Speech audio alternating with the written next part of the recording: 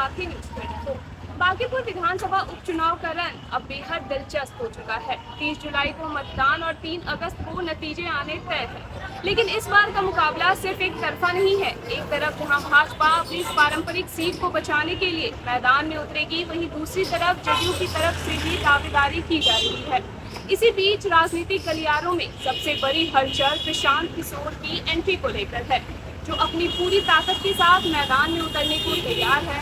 तो आइए जानते हैं कि इस पर जनता की क्या राय है। बीजेपी अभी कैंडिडेट घोषित नहीं किया है, लेकिन अभी जो खड़ा हुआ प्रशांत किशोर तो अच्छा है, लेकिन आप बीजेपी किनको देते हैं उसके बाद ही बताया जाएगा किसके तरफ जाएगा। ये उसके बाद में पता चला, लेकिन ऐसा हम लोग के नजर में प्रशांत किशोर अच्छे कैंडिडेट है, उनको जीतना चाहिए एक बार। विधानसभा उपचुनाव तो होने वाला है, इसमें बीजेपी जदयू जीतेगा, प्रशांत किशोर को चांसेस जीतेंगे।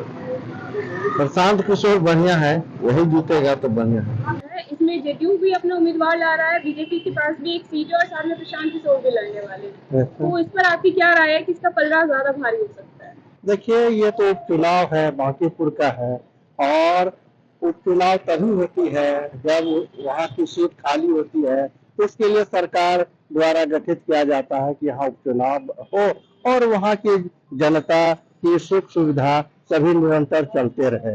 लेकिन जहाँ तक सवाल है कि इसमें किस पार्टी की पलड़ा भारी है, ये अभी के दौर में ये कहना बड़ा मुश्किल है। ये जनता तय करेगी कि कौन पार्टी की जीत होगी, किसकी हार होगी।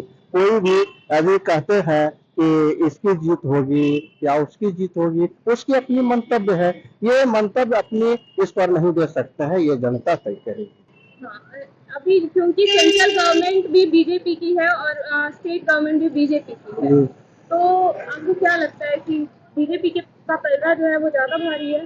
बीजेपी की पलड़ा इसलिए भारी है कि शासन भी है, प्रशासन भी है, साथ ही साथ बीजेपी जो काम कर रही है उसके अनुसार जो देखा जाए तभी रुझान ज्यादातर आती है बीजेपी का।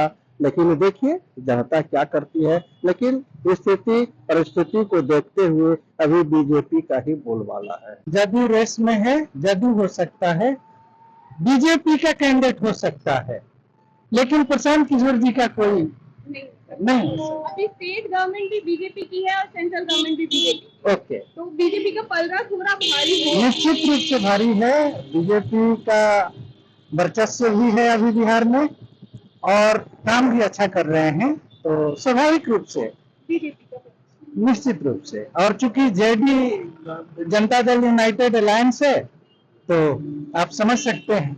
लेकिन प्रशांत किशोर जी तो कहीं है ही नहीं। तो सिर्फ हवाई बातें करने से नहीं होता ना, ग्राउंड पे काम करना होता है। कहने और करने में फर्क होता है। Must be realistic.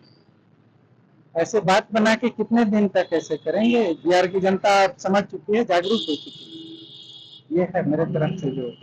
फिलहाल पलड़ा भाजपा का भी उतना ही है जितना प्रशांत किशोर का है, क्योंकि प्रशांत किशोर की नई रणनीति और जेडीयू की मौजूदगी के कारण यह चुनाव पूरी तरह ओपन है। जीत उसी की होगी जो बांकीपुर के शहरी मतदाताओं यानी विशेषकर युवाओं और व्यापारियों के स्थानीय मुद्दों को सबसे बेहतर तरीके से उठा पाएगा। तो फिलहाल इस खबर में बस इतना ही। देश और दुनिया की तमाम बड़ी खबरों के लिए बने रहे हमारे साथ आरके न्यूज़ 24 पर। नजर हर खबर पर।